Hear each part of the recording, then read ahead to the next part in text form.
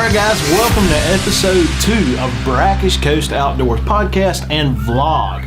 Today, this episode is going to be talking about gear, and specifically lines. And we're going to be talking about the big three. That's right, we're going to be talking about braid, monofilament, and fluorocarbon. We're going to talk about how they're made, some of their properties, and uses. Exactly. And Jeff's going to go into more detail about that. Yeah. So, but first, let's tell you this episode is brought to you by Savur Outdoors. Yeah, that's right. We use Savur on all our gear, all our rods, our equipment. It's a great product and it will save your gear. So head over to SavurOutdoors.com and order all your retriever devices that you need. Yep. It's also brought to you by Gruv Fishing. Haven't heard of us? You will. That's their slogan. I'm telling you, this is the best hard bait storage solution available on the market today. So there's definitely nothing else like it, that's for sure. The launch pads are incredible. Well, let's jump straight into our first line is going to be braid. And first off, how it's made. Braid is made by winding fibers of man-made material such as spectrodacron or microdyneema into a strand of line. I'm not sure if I said those man-made materials correctly or not. Could you repeat those? But yeah, so that's how it's made. It's basically exactly what it is. Yeah, braid. It's braided. You know, putting them all together. And some of the properties has really high knot strength, has little to no stretch. Right. And it's very strong in relation to its size. It's literally a third or a quarter the size of equal strength mono or fluoro. Yeah. So, and that's some of the great properties about braid. That's the main things about braid, and a few more things. Like we said before, no stretch, small diameter, very easily transfers feeling, no line memory whatsoever. That's right. It lasts a long time. Some of the downsides, you have to have proper knots for braid or it's going to slip. The color will fade. Like the one I showed you was yellow. Yeah. It'll be a really dull yellow. That's my biggest 2 or 3 months. I'll start off with a braid. You know, it'd be dark, almost black, and then it turns to like a mushy like green. A green, color. yeah, like a hunter camo green, or like a baby food pea green. That's my personal pet peeve of braid. Yeah, it's also very visible underwater. The refractive index is just off the chart on braid. It's not going to let any light through whatsoever. And another thing is the price. It's just, relatively speaking, it's higher than monofilament or fluorocarbon based on the same spool length and similar size. Right. So it's generally higher, but at the same time, it lasts longer. It does. But don't be fooled. There is some braid out there that is Chinese made that looks a lot like the stuff that you would buy in a regular store that you can get online. Stay away from it. It smells like chemicals. I'm not sure what they made, but it wasn't the microdynemia or dyslexia or whatever. So, so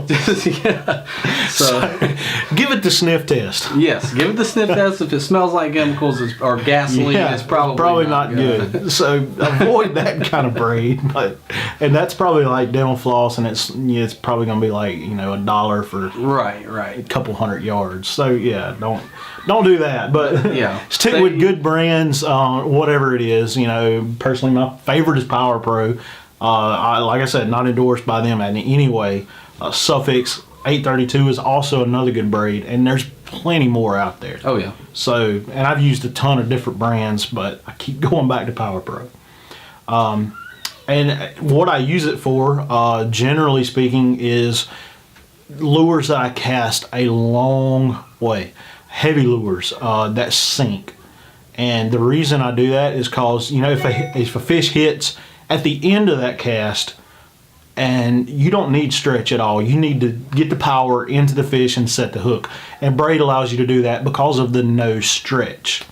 So that's right. That's one of my favorite things to use braid for. Also jigs. I use it for jigs just to transfer that power quickly and effectively. All right, so let's jump into monofilament. Yeah. So same thing. How is it made? What are some of the properties? Okay. And where does its Uses. Uses. Okay, so monofilament is made. We're gonna leave that in there because that was good. That's the stuff you don't want to miss on video, by the way. If you're consuming this audio, you want to see that on video. Okay, so monofilament is made by melting and mixing polymers and then extruding the mixture through tiny holes, forming strands of line, which is then spun on the spools of various thickness. The holes that it's extruded from, obviously, is the different test strengths or the different diameters of line. The higher the diameter, the stronger the strength. Obviously. Makes sense. Yeah. So basically they just melt some stuff together and pull it through a hole. All right.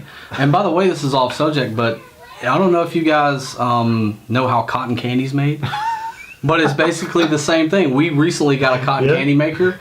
All you do is pour sugar into the top, it heats it and blows it through tiny holes, and then you have this tiny strand of sugar. Yeah. And that's what ultimately gives you cotton So you're candy. saying we can get a cotton candy machine and maybe make monofilament? I'm saying it's possible. Hang on. 30 minutes later. Okay, so some of the properties of monofilament. It has very good knot strength in relation to its diameter. It is got tons of stretch. Tons of stretch, yes. Which- Well, a lot of people like that too. A lot of people like it, a lot of people hate it. So Yeah. that's good or bad, but that's one of the properties And of it's it. the real OG. Yeah. I mean- everybody used mono. Yeah. Everybody. My It's- grandfather, that's what they use. So it's been around. I mean, it's, it's made this name for itself. Another thing, it is fairly abrasion resistant. Fairly abrasive. It has good. It don't get. My name's Jeff. Okay, so it will last when you're rubbing it up against barnacles. We'll just say it in a whole different way. It lasts pretty good. Now, one of the unfortunate things is toothy fish can cut it, like say a Spanish mackerel, king mackerel, that sort of thing. You're going to want to stay away from a mono leader, or at least a mono, part that fish is going to hit. Even smaller diameters, speckled trout can cut it, or redfish with their really, sandpapery mouths. So you're going to want to stay away from like the really low diameter, small diameter, light strength mono for that application. Another thing, it floats, which is great for top water lures. That's what I use monofilament for. Honestly, that's probably the only thing I use monofilament for is top water. It's very cost effective. Like Matt was saying, it's what everybody used in the past. This spool of line has 860 yards. I think I paid $5-6 for it. Which, that's 86 football fields. Yeah. I mean, and you can put what, like, no, that's only 8 football fields. that's what I said. 8.6. It's 86 football fields. So you can spool up a lot of reels with just this, that for $5 or $6. A lot of brim busters too. The only thing is it will not last very long if you're using it heavy, especially in salt water. You go fishing every day with that sun, salt, the water getting on it, might last a month or two. Yeah, and my biggest deal with the mono is the line memory. Yeah, I was getting to that. That's another bad thing about it, memory. So it's not good for spinning reels in that application. Another good thing about mono is the refractive index, the water refractive index, is it's actually 1.3. And what is that? No, I'm sorry, water. The refractive index of water is 1.3. The refractive index of monofilament is 1.52, which means it's close to the refractive index of water, which means how much light can go through the line. 1.3 is how much light goes through water. 1.52 is what goes through monofilament. The only thing better is fluorocarbon, and I can't think of a way to segue into fluorocarbon any better than that. No. So Right on into it. fluorocarbon is made pretty much exactly the same way mono is, except for the materials. Fluorocarbon is made from extruded polyvinylidene fluoride. And again, I might be butchering that. But if I am, I apologize. I done all this research on my own, and I didn't ask anybody what that was called. So yeah, if that's what it is, that's what it is. If it ain't, well, you'll figure that out later.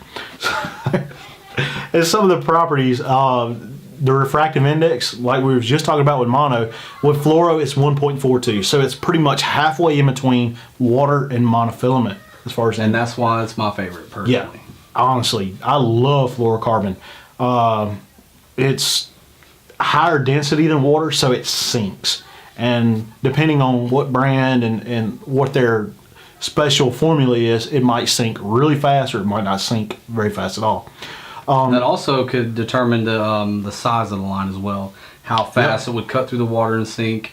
Exactly. Heavier line or your heavier test line is obviously not going to cut through. It's not going to be as dense sinking as your lighter lines, but it will sink as well. And it all depends on your lure too. That's right. So if your lure's heavy, it's going to drop like a rock. Oh yeah. So yeah, especially jigs. I mean, it'll sink fast, and especially this wintertime like it is now, you need that. Yes. Because I'm catching speckled trout in 12 to 15 foot of water, and I need it down there as quick as I can. I can't wait 20 seconds for it to get down there. I like to wait 2 or 3. Right. So, and that's some more properties of it. It also has very little stretch, so it's kind of like braid in that relation that it will transfer power really easily. And another thing, the price. It's a little higher than mono, but to me it's worth it, and to a lot of other people it's worth it if you're looking for that. But again, not quite as high as braid in relation to the length and the diameter. But all right, so final thoughts. No one line is better than the other. You have to use them for their own applications. Right. For instance, fluorocarbon is not good for topwater, but mono is great for topwater. So you just have to use them in their own application, and they're going to excel. So if you hear people saying, well, this line's better than this line, well, not really. That's not all true. Just find out what works for you. Yeah, and you got to find out what's it could be a combination of the two. Like me, all my main reels are spooled with braid, but the water I fish is really clear. Yep. So it forces me to have a fluorocarbon leader. Exactly. There, so. And that's another thing. You know, you can use braid as a main line and then use a liter of mono or fluorocarbon, and that's perfectly fine. And as a general rule, this is just something that I have myself. Mono for topwater, braid for anything that I need a solid hook set on, whether that be jigs or long casting lures, and fluorocarbon for clear water. Also monofilament for treble hook lures. That's a big one there.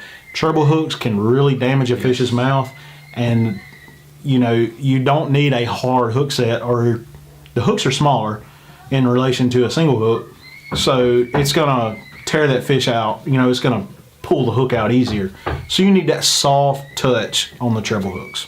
So Jeff's really good about the soft touch, by the way. Yeah, I like to soft touch my fish. We're gonna cut that. All right, guys. We'll see you in the next. Don't cut that. Okay. We're gonna see you in the next episode.